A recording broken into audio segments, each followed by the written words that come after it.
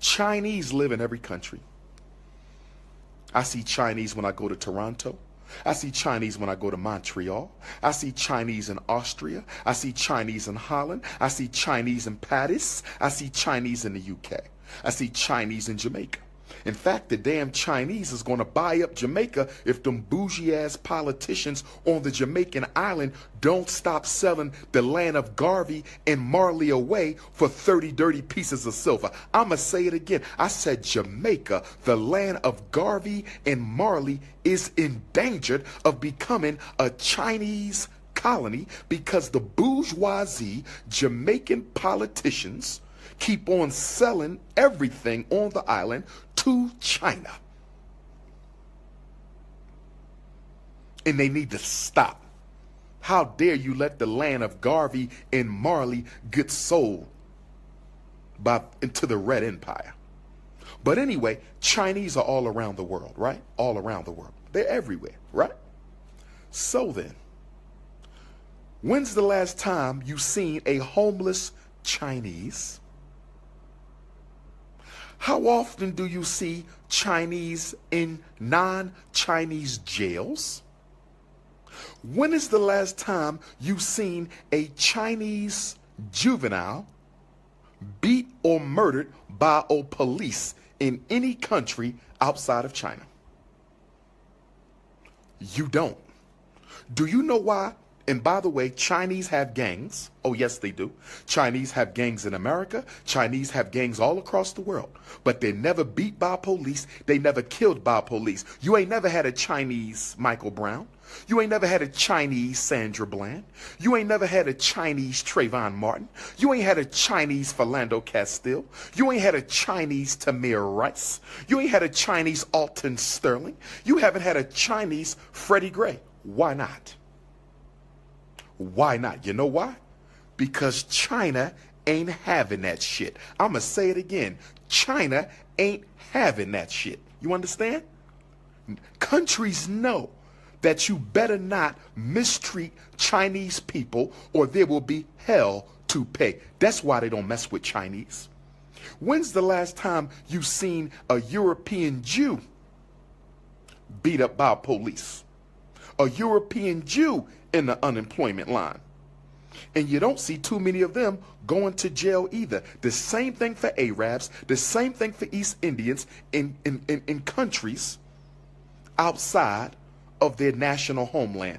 Because strong nations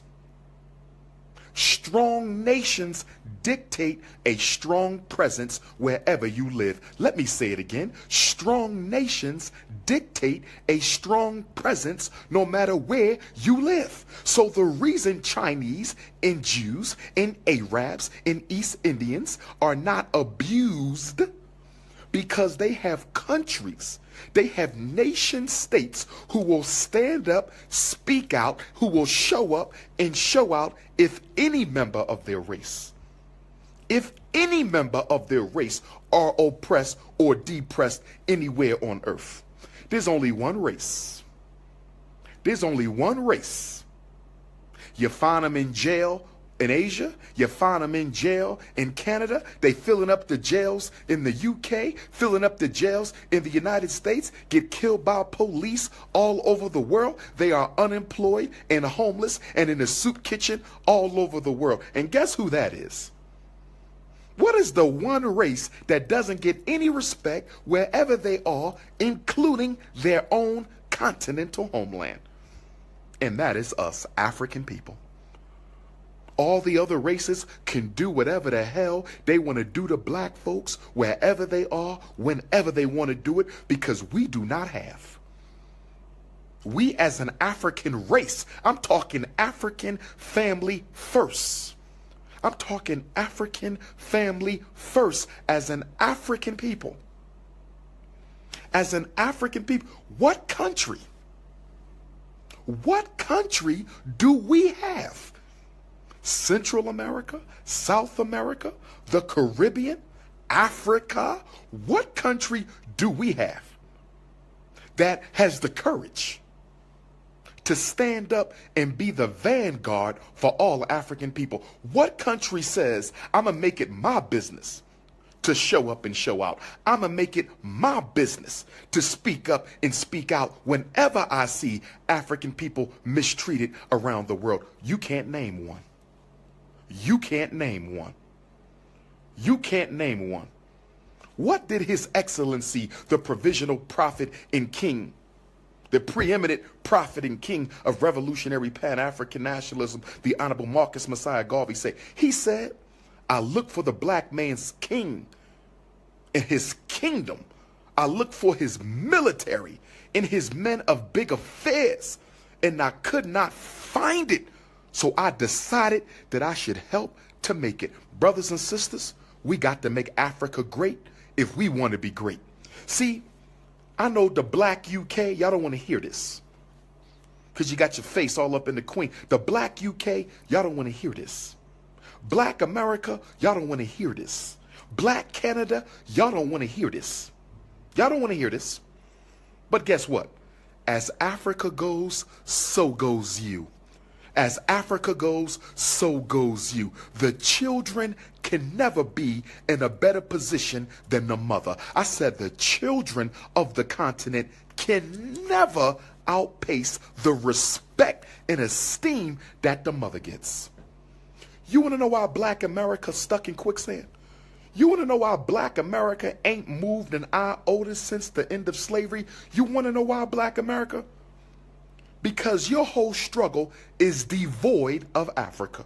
Your entire political strategy has nothing to do with the mother continent. The same thing for black Canada and the same thing for the black UK. And not only that, guess what? Black America, black UK, black Canada, we need our own trilateral commission. You see how the Rockefellers got a trilateral? America, UK, and Japan? America, UK, and Japan is the Rockefellers trilateral. Well, black America, black Canada, and black UK, we need a trilateral commission. You know why? Because we have to help pull Africa out of the dark ages. And when I speak of dark ages, I'm speaking of racial oppression, because Africa never been in no damn dark ages. That was for Europe. We never had to learn humanity. We gave humanity to the world. I said Africa never had dark ages. Europe had the dark ages. Asia had the dark ages. The Middle East had the dark ages. Africa never had a dark ages. We always been humanity, and we gave humanity to the world. But it's going to be up to black America, black UK, and black Canada to unite financially, politically, and help improve our mother continent. Our mother continent. Our mother continent. You in America trying to get equality. They don't give equality to populations. They give equality to nations. You got to reattach yourself psychologically to Africa. They don't give equality to populations. They give equality to nations. They will give equality to the Chinese. They will give equality to the Israeli. They will give equality to the East Indian. They don't give equality to black America, but they will give equality to Africans in America. Reattach yourself to your continent of origin. See, we've been running away from our blackness in America so long. We've been running away from our... How the hell the white man gonna respect you where you ain't got the backing of a nation state? Don't nobody get respect unless they have a backing of a nation state. Why you think the white man took a piece of Palestine and gave it to the European Jews? Why do you think the white man took a piece of Palestine and gave it to the European Jews? Because without a nation state, without the backing of a nation state, you as good as dead. You as good as dead. You ain't no American. When you become an American? You Negroes with your PhDs and your JDs and your MDs and your white wives and your houses in the suburbs, when you become an American? Don't nobody see no American when you walking down the street. Did George Zimmerman see an American when he shot Trayvon? Did Darren Wilson see an American when he shot Michael Brown? If y'all don't stop this illusion of inclusion, this post-traumatic slavery disease, if y'all don't cut that shit out, we too far along for that now. That's over with. Time to outgrow it. Time to outgrow it.